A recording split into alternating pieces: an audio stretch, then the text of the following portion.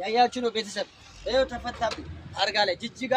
መጋዘን ሰፈር ውስጥ ነው እያራገፍኩ ያለሁት መጋዘን ውስጥ መጥቶ 2000 ብር ካላመጣ ብሎ ፈቶት ሄደ ክስ ወረቀት ነው ይኸው ተከስሼ ነው ወረቀት ያዝኩት ያያችሁ ነው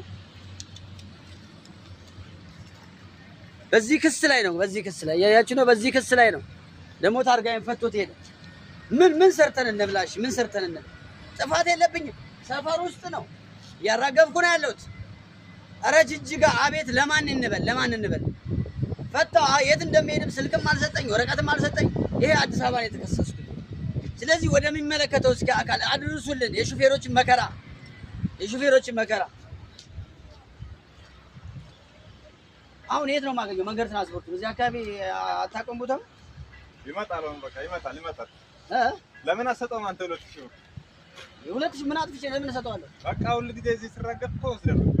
ለምን እንጃ 2000 ብር በየቀኑ ሁሉም ሹፌር አዎ